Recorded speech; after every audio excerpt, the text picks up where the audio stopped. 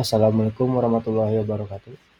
Perkenalkan, nama saya Muhammad Rayhan Abdul Mukni dari kelas Informatika 3C dengan NIM 220660121118. Di sini saya akan menjelaskan materi tentang requirement engineering dan pengertian prinsip metode prototype, agile, dan waterfall.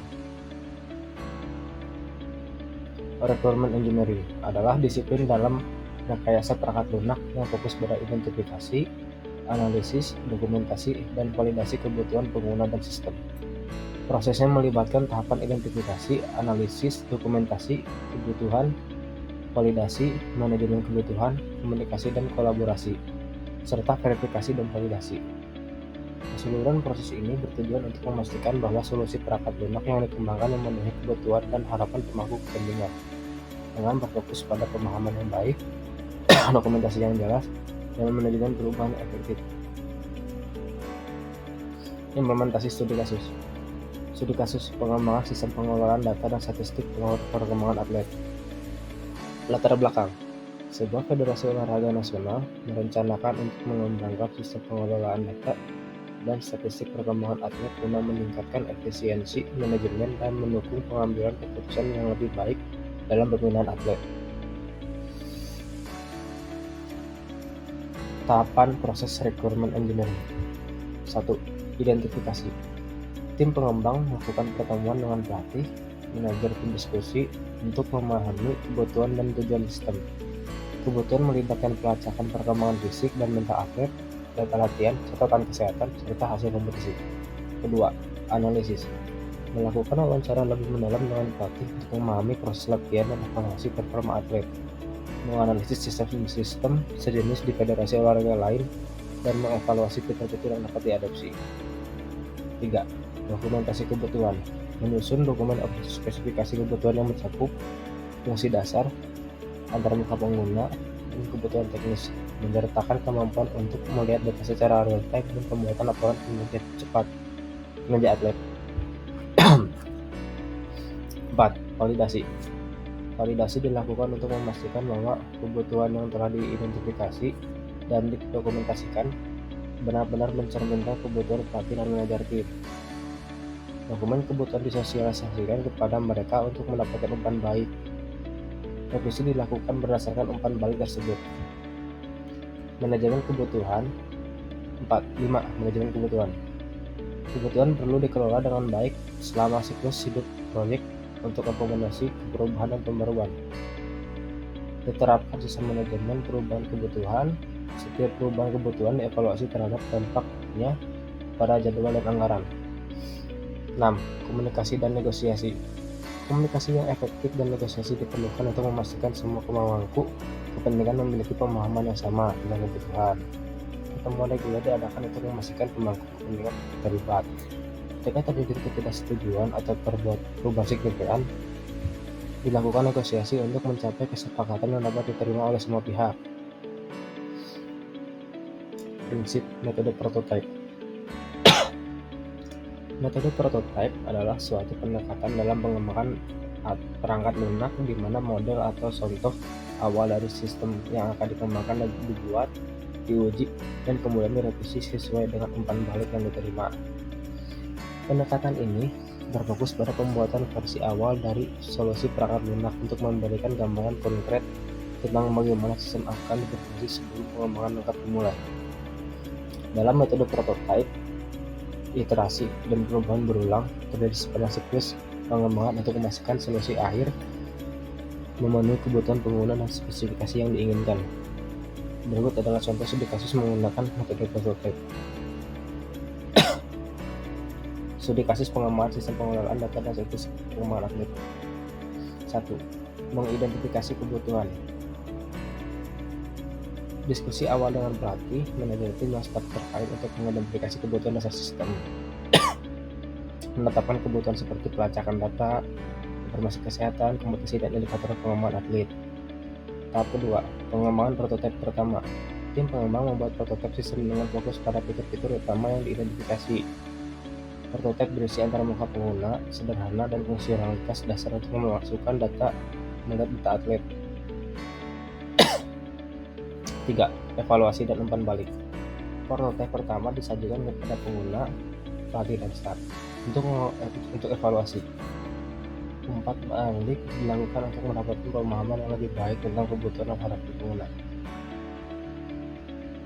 Tahap 4. Perbaikan dan pengembangan prototipe. Berdasarkan umpan balik, tim pengembang melakukan penaikan dan penambahan fitur pada prototipe. Prototipe diperbarui dengan himbauan tambahan sesuai dengan yang diidentifikasikan. Tahap 5. Sesi konsultasi lanjutan. Sesi konsultasi tambahan dengan pengguna untuk memastikan bahwa perubahan pada prototipe sesuai dengan harapan. Pengguna berpartisipasi aktif dalam menentukan fitur-fitur dan desain sistem. Tahap 6. Pengembangan prototipe iteratif. Proses perbaikan, umpan balik, dan pengembangan berlanjut dalam iterasi. Setiap iterasi memperkaya prototipe dengan fitur dan fungsionalitas tambahan. Tahap 7. Pengujian prototipe. Pengujian dilakukan pada setiap iterasi prototipe untuk memastikan fungsionalitas dan keadaan sistem. Pengujian melibatkan karena dalam lingkungan yang nyata. 8. Pelatihan pengguna. Sesuai dengan pengembangan iteratif, sesi pelatihan diadakan secara berkala saat prototipe berkembang. Pelatihan fokus pada penggunaan sistem dalam kondisi nyata, termasuk pengisian data dan interpretasi hasil. 9. Implementasi penuh. Setelah beberapa iterasi, prototipe dianggap cukup matang untuk mengimplementasikan penuh. Sistem diperkenalkan secara bertahap ke seluruh tim, pelatih, dan staf terkait. 10. Evaluasi akhir dan pemeliharaan. Evaluasi akhir dilakukan setelah implementasi penuh. Sistem terus dimonitor dan dipelihara, dilakukan sesuai kebutuhan atau perubahan yang mungkin muncul. Prinsip metode agile. Metode agile adalah suatu pendekatan pengembangan perangkat lunak yang menekankan pada kolaborasi tim, responsibilitas individu, dan fleksibilitas terhadap perubahan yang mungkin terjadi selama siklus pengembangan. Metode ini bertujuan untuk memberikan solusi perangkat lunak yang lebih adaptif dan responsif terhadap kebutuhan pengguna dan perubahan kebutuhan bisnis.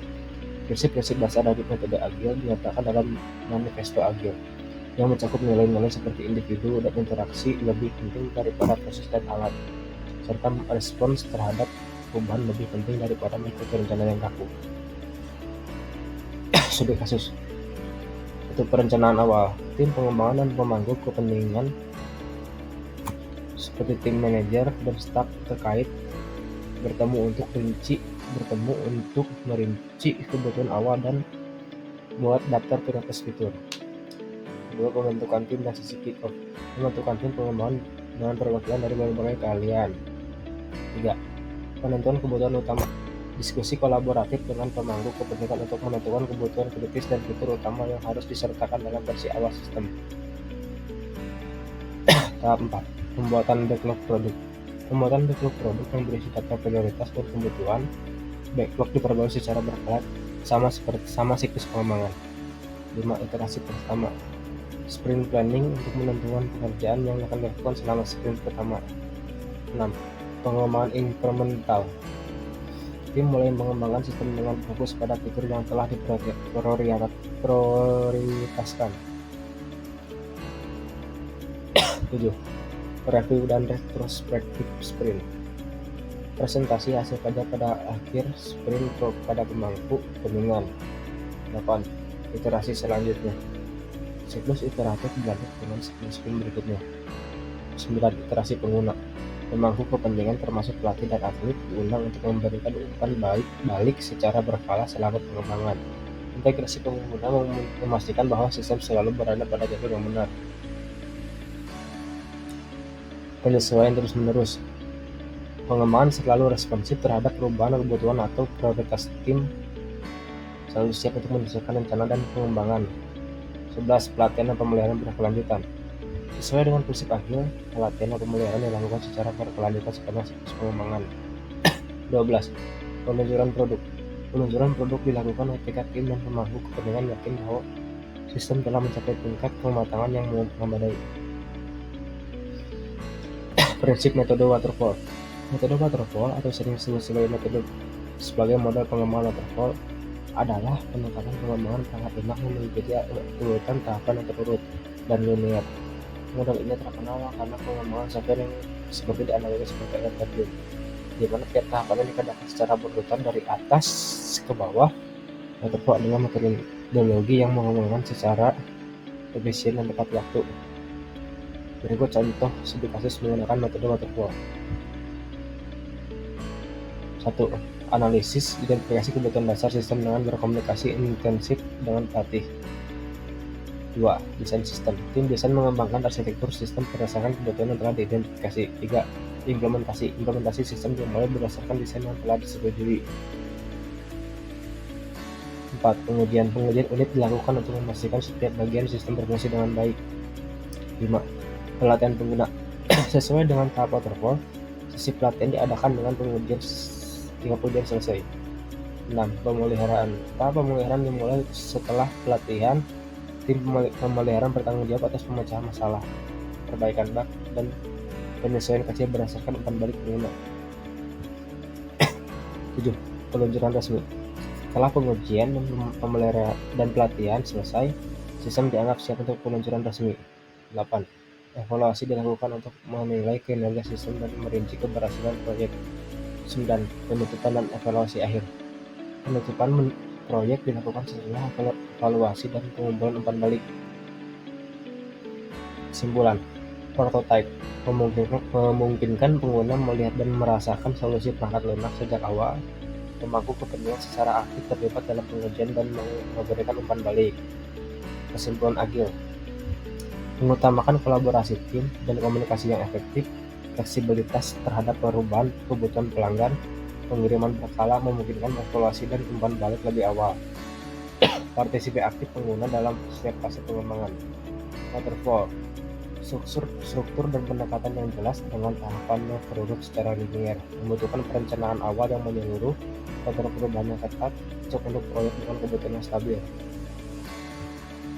Catatan, pemilihan metode pengembangan harus didasarkan pada karakteristik proyek, tingkat perubahan kebutuhan, dan keterlibatan pengguna.